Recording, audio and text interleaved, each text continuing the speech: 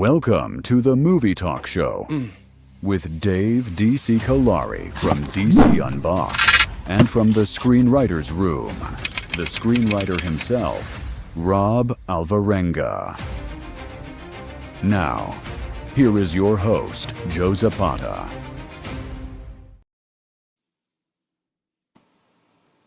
What's up, guys? Joe Zapata here. Another week of Movie Talk where we bring you movie reviews, rumors, whatever it is about the movies. And I got my team here with me. First, from the Screenwriter's Room, Rob Alvarenga. What's going on, Robbie? What's going on, fellas? Let's go. I'm excited for tonight.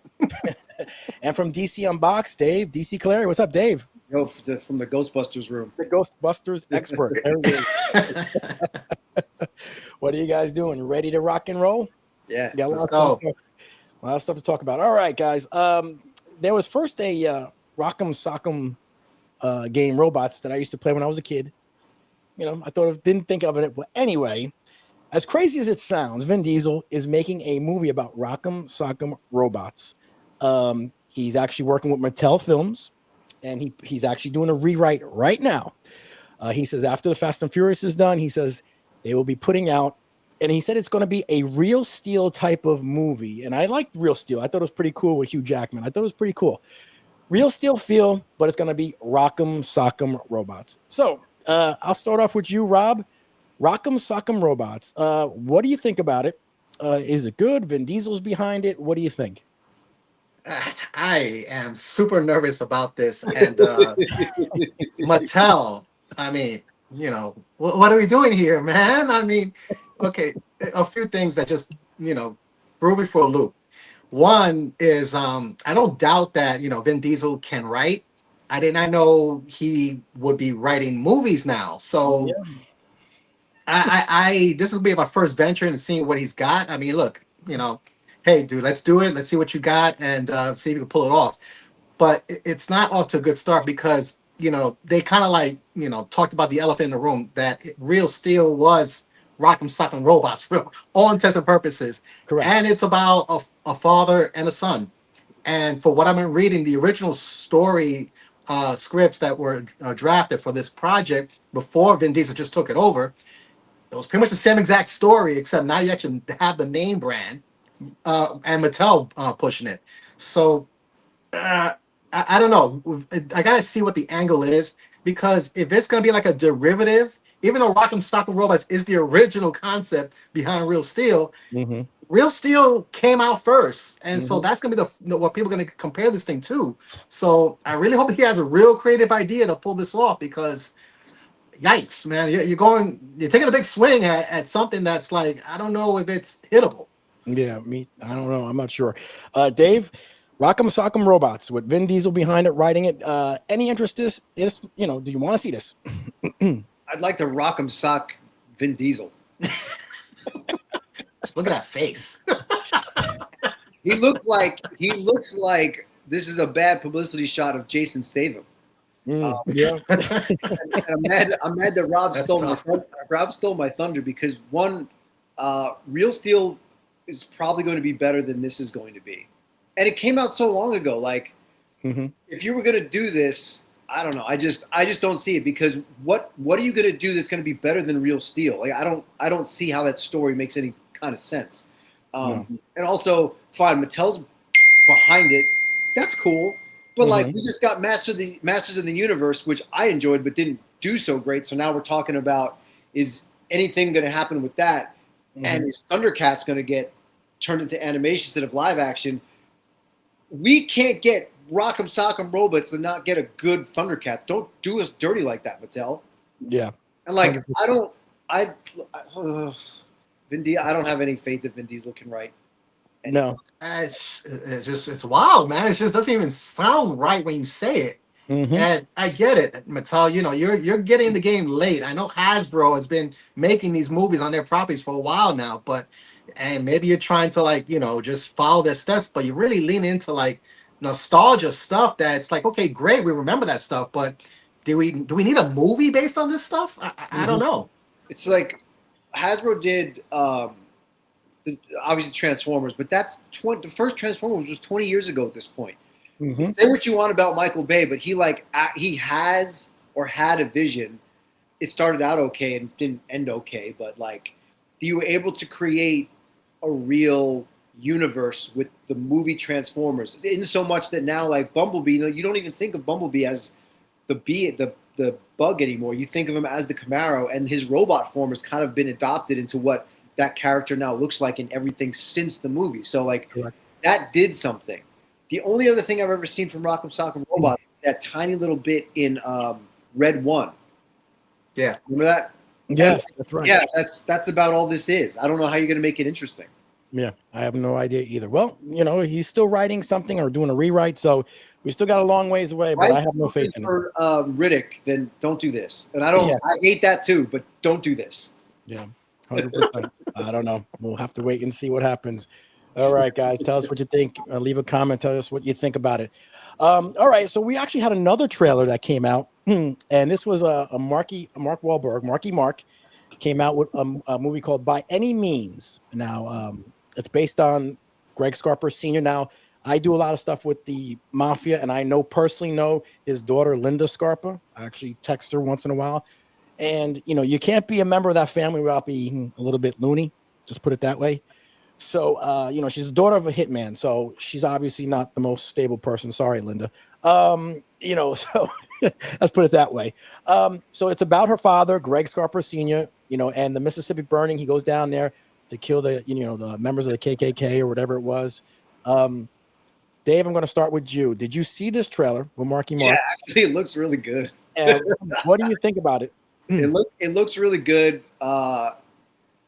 Wahlberg's jacked. He's bigger than he was in Pain and Gain. I don't know. I'm pretty interested in seeing this. Yeah, you're going to see this? You're definitely going to see this? Yeah, it looks pretty good. The acting looks really good and everything. I'm like, who's directing? I don't know who's directing it, but what's the other guy's name? Yahya Abdul-Mateen. Yahya Abdul-Mateen, yes. Yeah, I like him too. I haven't seen him. I know he's got a pretty decent resume. I haven't seen him in a lot, but I do like him. I just saw him in Man on Fire. I love that. That was a good show. I don't know if you saw Man on Fire. That was really good with him in it. But yeah, looks pretty good. Rob, what do you think about By Any Means? Did you see this trailer? Are you interested in seeing this?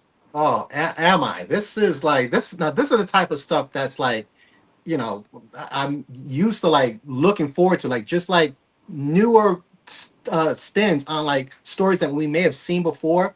But the concept alone, it's like, it's straight, Mississippi burning. I saw one comment. I'm sorry. I was thinking about Mississippi burning, but I just kind of like got this flash comment I read somewhere. It's totally wrong, but someone said that this looks like Driving Miss Daisy with a vengeance. Maybe you might be right. I was like, okay. Yeah. Mm-hmm. But it's funny as hell. But that comparison. But this looks dead serious. It's really cool because Yahya he's a black federal agent in the height of the civil rights crisis in the South, and you could tell right off the bat in this trailer that he's a guy that's all about the law. He's like, he wants justice, but wants justice done the right way. But that's not getting him anywhere because who they're going after, they're above the law. You're talking about people. I imagine it's gonna be like not just any racist, not just any Ku Klux Klan, but racist people with power. So, and that's why you bring in somebody that has mob relations, to basically do the things that you're not willing to do. And that combination is just awesome because it's going to challenge both these characters as to what they believe is the right way to get vengeance. And man, this trailer just looks explosive. This movie seems awesome and just surprising. I didn't think that Mark Wahlberg would do a movie like this.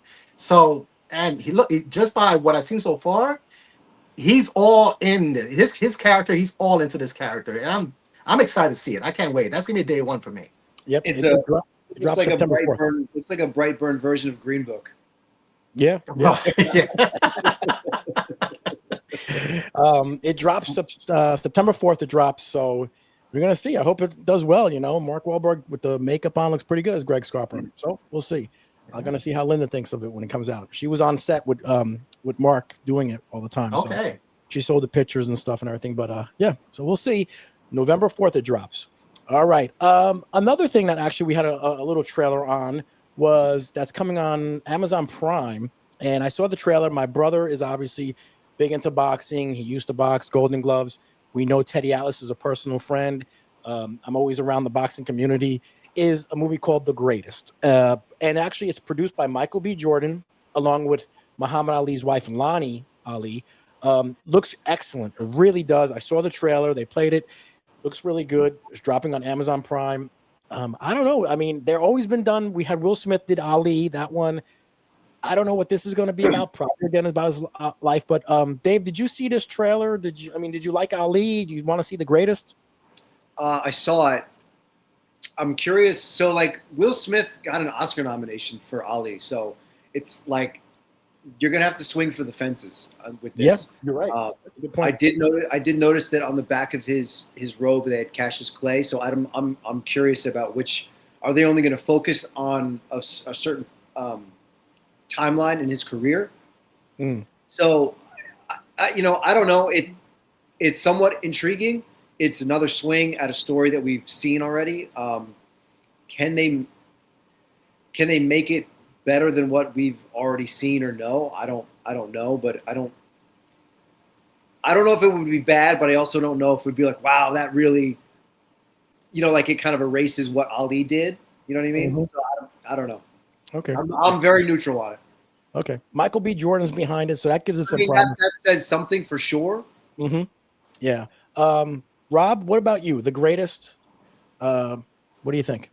I'm digging it because, like Dave was saying, that we've seen multiple iterations of the Muhammad Ali story, but the first thing that caught my eye with this trailer is it led with Cassius Clay.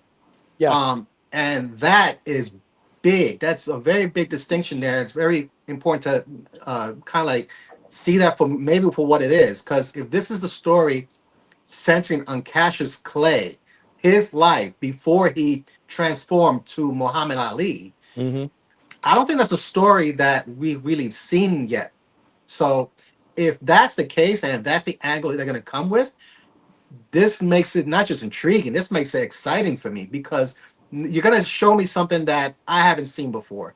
Mm-hmm. We've seen that part of his life kind of like truncated into the other movies, into the Will Smith movies. He's Cassius Clay for like the first, like, I don't know, 10 minutes and stuff. And all of a sudden he goes right into like his whole, like, conversion into Islam and adopting Muhammad Ali and getting to real, like, memorable parts of his life. Mm-hmm. So the part with Cassius Clay, I mean, you have an opportunity to really get into something really gritty, really personal to the legend. And if again, I'm just speculating. I'm just going off what I see with this trailer.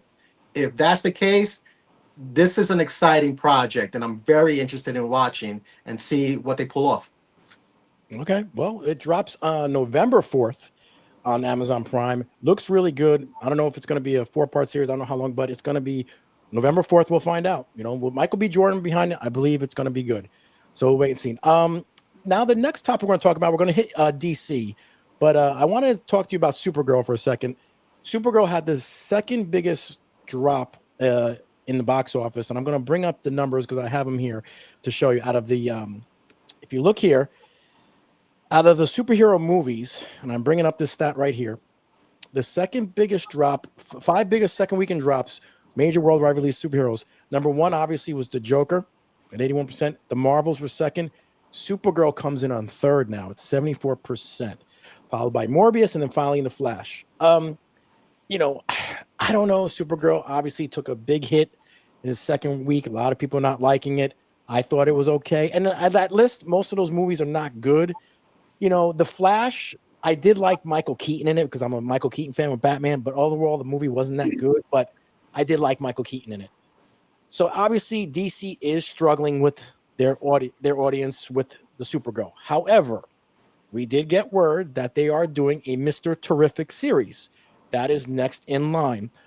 I think this is a great, great thing because when the Superman movie came out, Mr. Terrific was a great part of that movie. I enjoyed him. I enjoyed that role. I thought it was great. Rob, I'm going to start with you.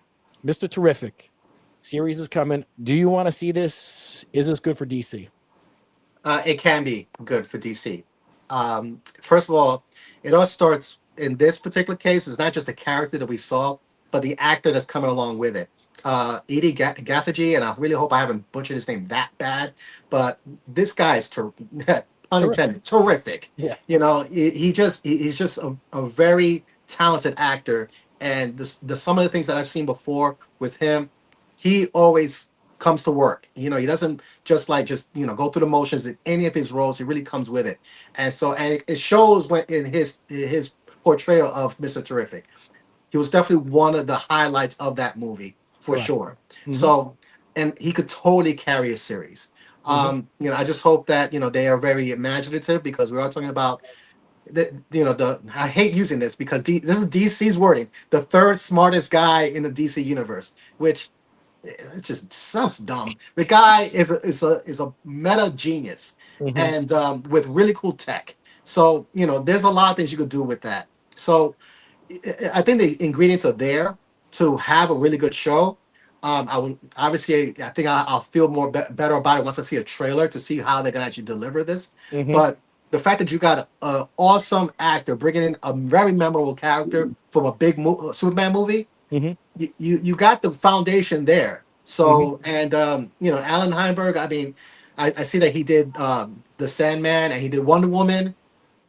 You know, Mhm. I hope that he really has a true vision to like how he's going to bring this to us, because it has everything you need to be a real good series.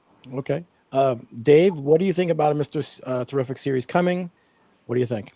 Well, first of all, I want to say that list is insulting because Supergirl takes a shit on all 4 of those other movies.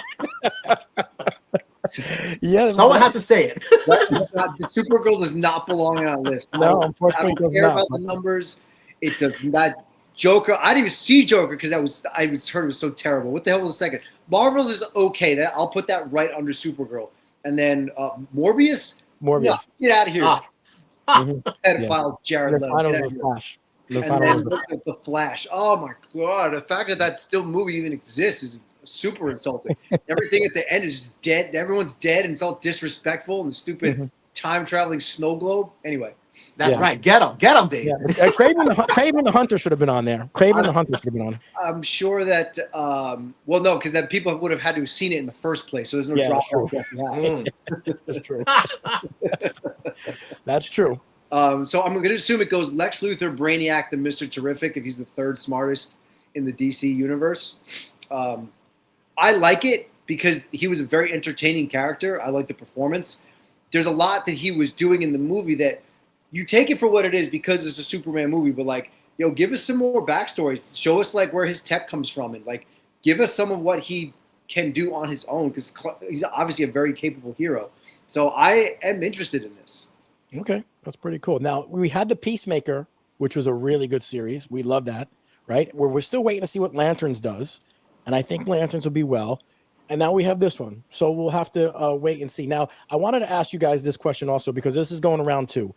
James Gunn, whenever he's hands-on directing or doing something, the movie or something does really well.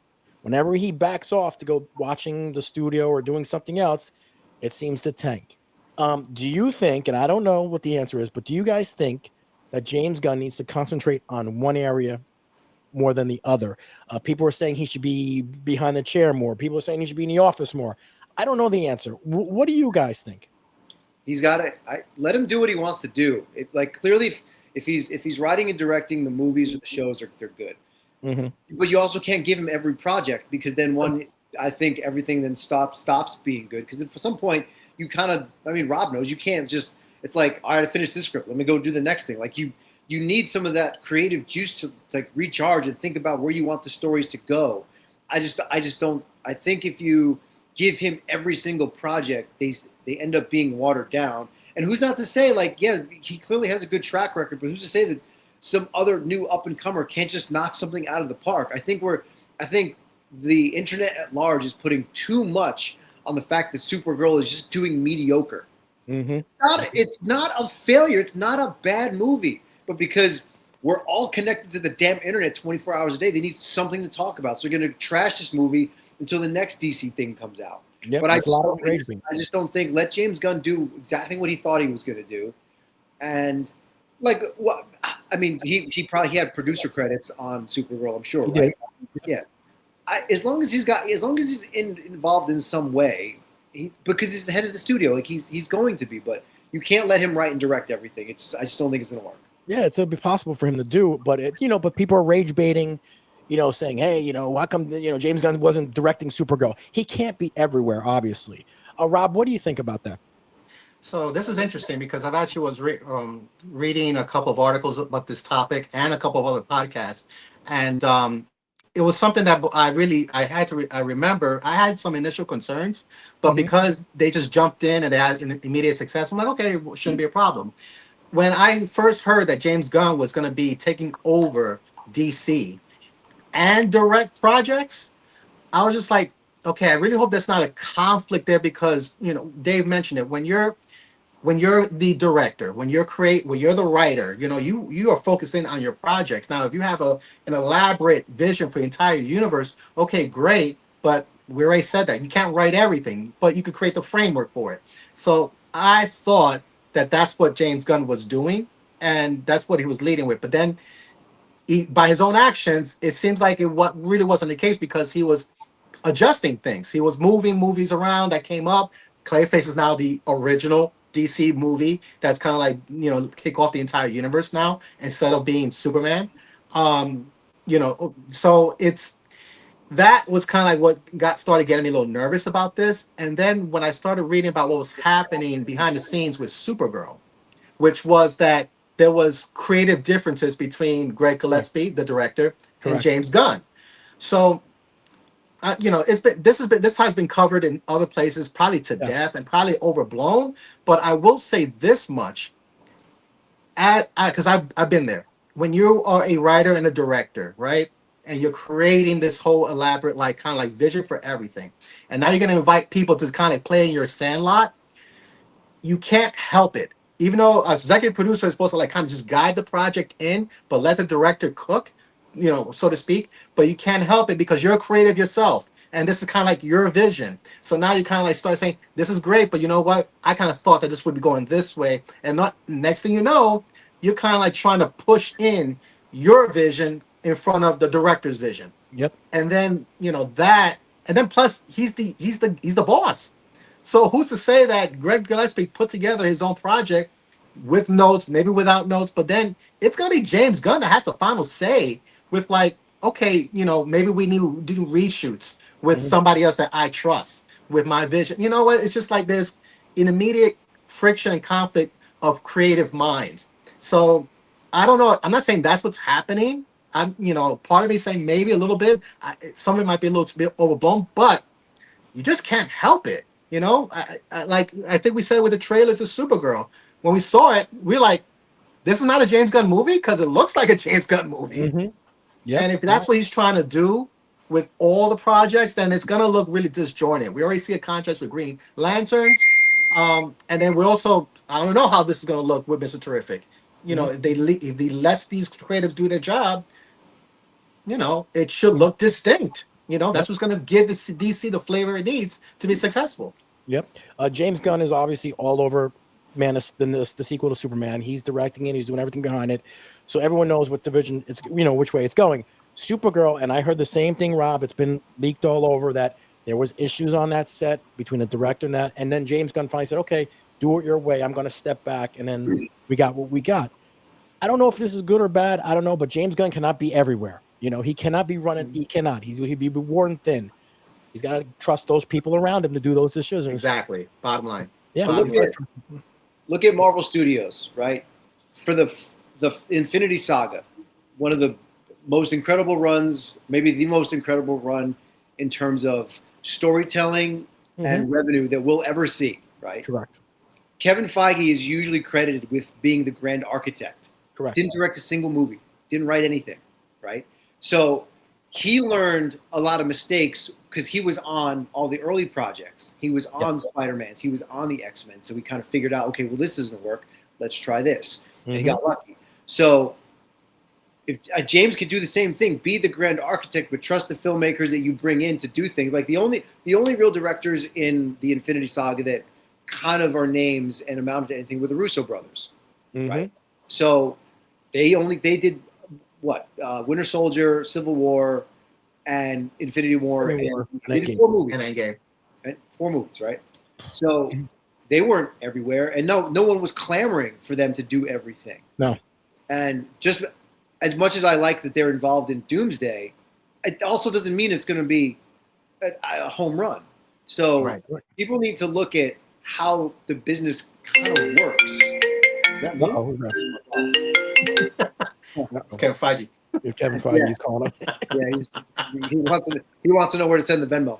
Yeah. I want to ask you guys another question too, and I hear this all over the thing. They're saying that the DC right now needs to have a Batman or Wonder Woman movie out there immediately because they're saying they're dying. What do you guys think? Rob, what do you think? That's panic talk. I'm sorry, that's panic talk. You can't start, making your decisions based on what the fans tell you to do. Because once you open up that Pandora's box, you might as well just fold up the tent. It's going to be a wrap immediately. Yep. So, I really hope that I think that Safran and Gunn have a little more thicker skin than that, and hopefully they're not feeling desperate, because if they are, I mean, we're gonna see it. They won't even have to say a word. We're gonna see it if they start fast tracking a brand new Batman and the Brave and Bold, and it starts coming out like next April. We know what happened there. Like, screw everything else. Priorities Batman. Yep. So if they start doing that, that's a really bad sign. And then going back to what we were talking about last week, then I'll say that the DC Studios is in trouble, because then you don't have you lost the plot. Then the vision's out the window, and now you're just scrambling just to make numbers. And that's not how this is going to work. It's never worked that way. No, and that's what they did previously, because they tried to rush to get the Justice League Exactly out there to match the Avengers, and it didn't work. So we'll have to wait and see. All right, guys. Well, let's just finish up with a couple questions, and then we'll wrap it up over here. Let's see what I got first. All right, question over here. Steve from Verona, New Jersey says, "Hi, Rob. Saw your video." He says, "I think everyone probably goes through the imposter syndrome whenever it's writing or at your job." What do you think? 100%.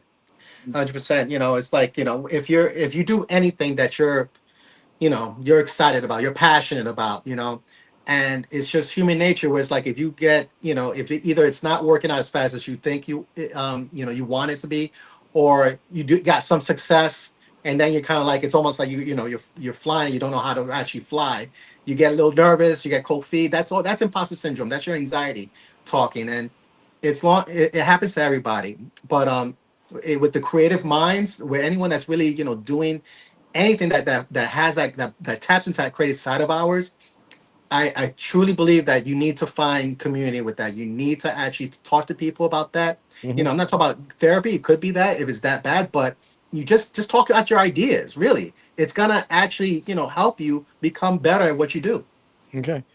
This next question, Dave, I had this question in for like 2 weeks before I put it up, and you sent that video actually today, which was actually pretty funny. And this is from Vic T, and he says, Dave, I'm not sure if you heard this right, but the original proton packs in A4 were built from household appliances, military surplus items, and plastic tubing. So, like, in canon, and just for like the prop